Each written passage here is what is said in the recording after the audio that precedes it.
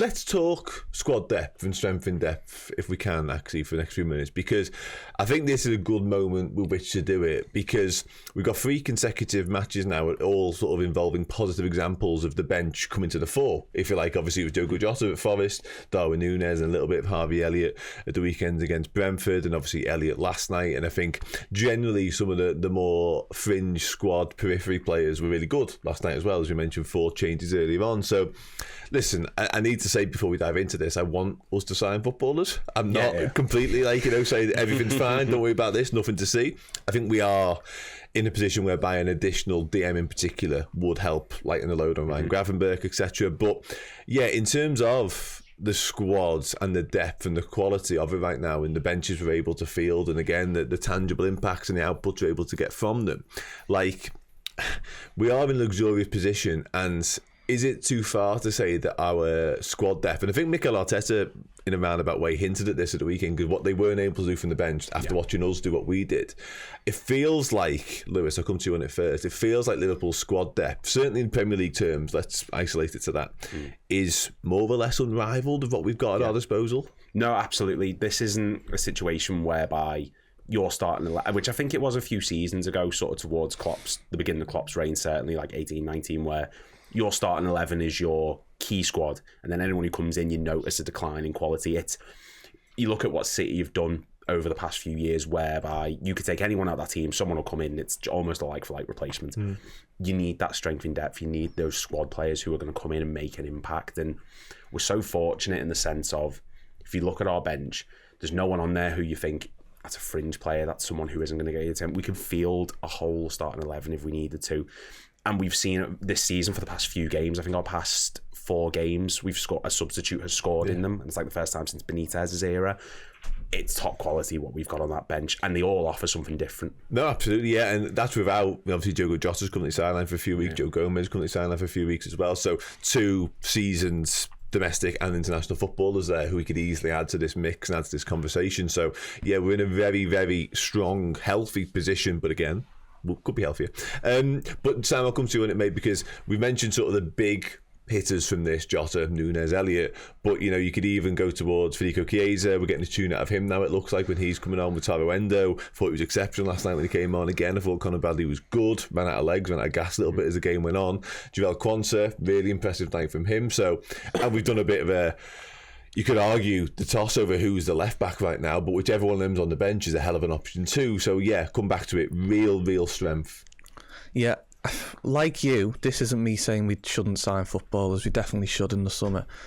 But I think supporters sometimes almost forget that you often hear the line, oh, but a couple of injuries and we're looking thin.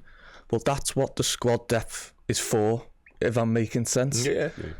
So, like, I'm with you. What I will say on that, my only pushback, and you're right, by the way, so bear with me, my only pushback on that is that's accurate in every single position, stroke department, more or less, apart from DM. And it's particularly evident right now when Joe Gomez is out, because all of a sudden Taro Endo is a centre-back option for us. Therefore, he can't be a centre-back option and a DM option. You know what I mean? Like, and Tyler Morton might come into that conversation, by the way, but he hasn't.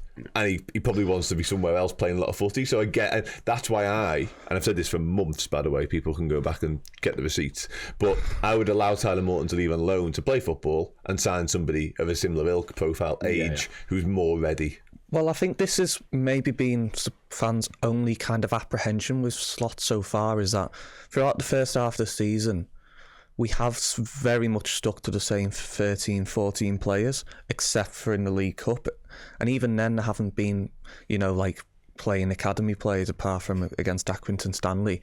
And so we have kind of thought, well, how's Taro Endo going to fare when he comes in? And that's been the slight apprehension for the second half of the season, because something Klopp always did very well was keep players who were on the fringes involved and sharp. Yeah. We saw that with players like Origi, Minamino towards the end. And as of yet, it's worked out. But I think some of us would like to see a bit more from, like, Elliott getting more game time, Endo getting more game time, because you never know. Gravenberch could go down injured next week. Touch wood.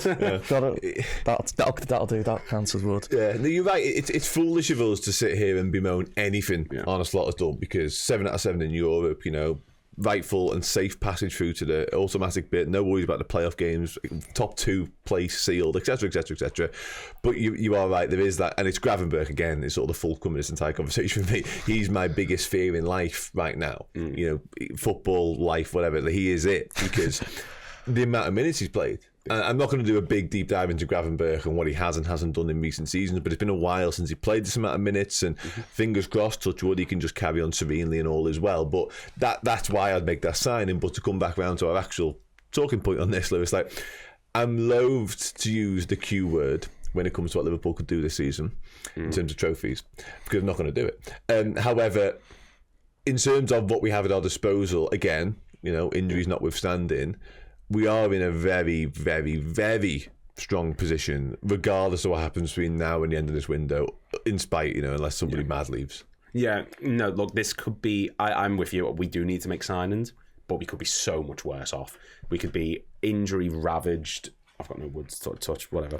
But like, we could be injury ravaged, we could be missing key players. Everyone has been able to stay fit, and like you said before, Slot's not renowned for these changes. He likes to keep a set thing, and I think it's just a case of don't fix what isn't broken. And while I do think we need maybe a little bit more additions coming in, we could be so much worse off. And I mean, that's something that does get missed, is because when we go into transfer windows, because of the stigma that's around the club of they don't spend money, they don't do this, they don't do that, the impetus is just sign players. Sometimes you can look at it and think we don't necessarily need to go out and splash cash, maybe just one little addition here and there to tweak it. Because if you, like I said before, if you look at that bench, even if you look at the players coming in, James McConnell's come in and he's made an impact. Jaden Danns comes in and makes a difference. The young lads we've got a stronger depth of starting 11, bench and academy players coming through than I think 99% of teams in this league.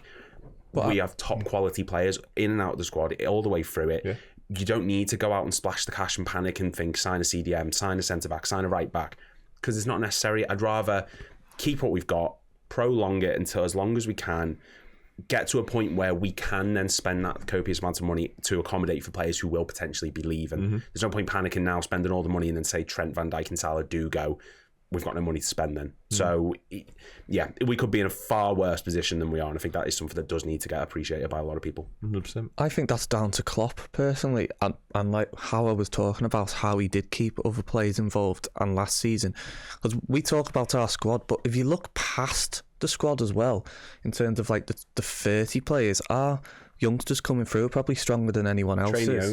And more experienced because of what they did last season under Klopp. So I think that's all down to Jurgen personally. You look at our bench. So when Arteta made those comments, they did have a lot of youngsters on the bench, but you looked at our bench compared to theirs.